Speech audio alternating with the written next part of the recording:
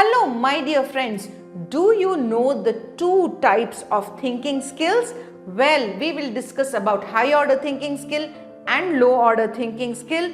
Welcome to the Teacher Empowerment and Career Development series, and I am Dr. Rajni Rao, your friend and coach, and in today's session we will discuss what is low order thinking skills, that is LOTS.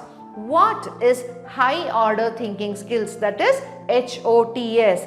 Examples for low order thinking skills, examples for high order thinking skills, and I will give you some multiple activities that we can do in order to enhance the high order thinking skill in our classrooms. So welcome for the session, and now let me show you this pyramid. So this is called as Bloom's Taxonomy. You can see on the screen as well, and this has 1, 2, 3, 4, 5, 6 layered pyramid. So this is a pyramid with 6 layers, and the bottom 2 layers of this pyramid is one is knowledge and understanding, the basic knowledge. So let me help you understand this with the topic.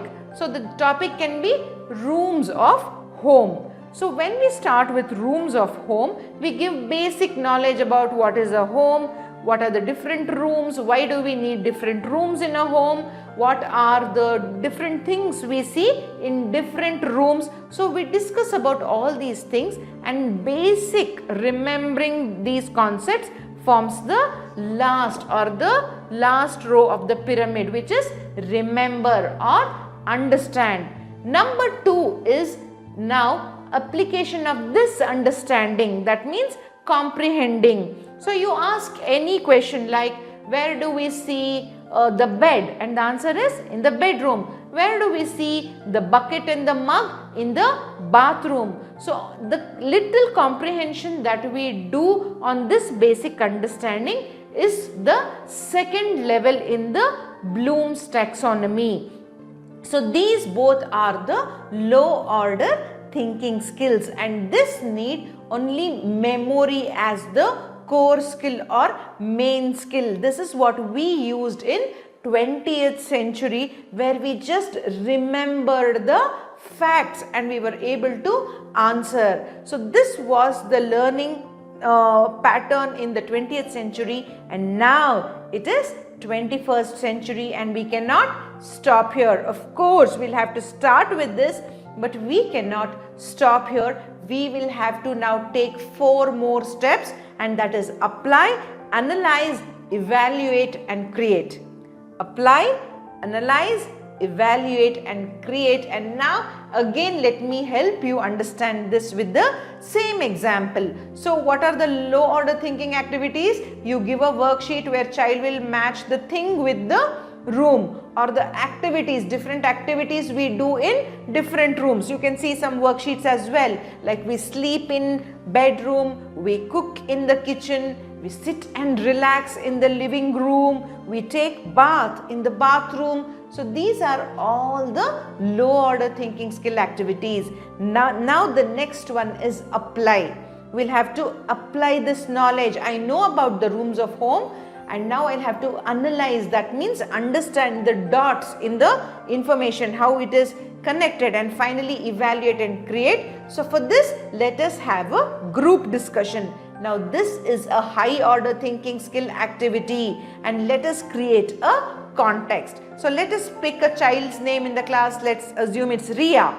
So Ria is a junior KG kid, and she will now plan to create a home in her future. She is now planning to build a house in future, and do you know that she forgot to plan for a kitchen in her home?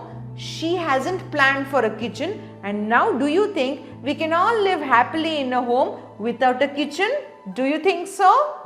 Well, my dear friends, I don't know what you say, but I say yes, I can be really very happy in a home without kitchen. So there will be people, or there will be children who will agree and disagree with this, and here starts our core group discussion. Now we will discuss why do we think that kitchen is very essential room of a home, and we will also discuss how it can be replaced or simplified for those who think they don't need a kitchen in the home. So this is applying the knowledge of rooms of home.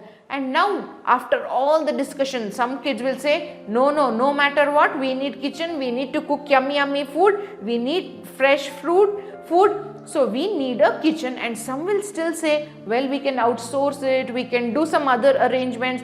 I am more interested in other activities, so I will see to that I get some food outside. Now both of them have different perspective, and finally evaluate. We will evaluate whether I need a big kitchen in my home, whether I need a pantry in my home or just a coffee section in my home. Now we will evaluate based on the analysis that we made, and finally the final top of this pyramid is create. What can children create through this activity is a simple drawing. Now ask them to draw a home. Merely not this. This is not a home anymore. So you can ask them to do something like this if it is visible, the inner layout of the home. So I am one who don't need a kitchen. So I will draw a home. There are different rooms, if you can see here.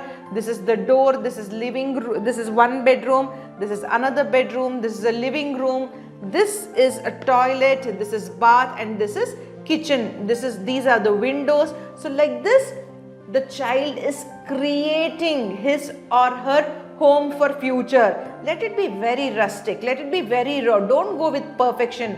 This is create a new idea, a new concept, where if I want, I'll have a big kitchen, if I don't want, I'll have a study room instead of kitchen. So this is example of how we can create, achieve that highest of high order thinking skill through this example. I hope you all understood what is LOTS, that is understand, knowledge and memory. Next is we applied the rooms of home. We need a kitchen, and if I ask you the same question and change the topic, do you think we can live happily in a home without a toilet?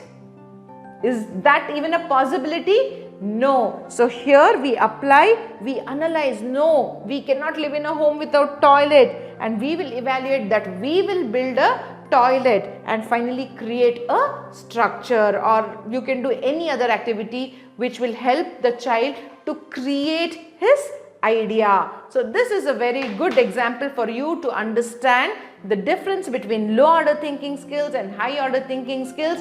I'm sure you have benefited from this session.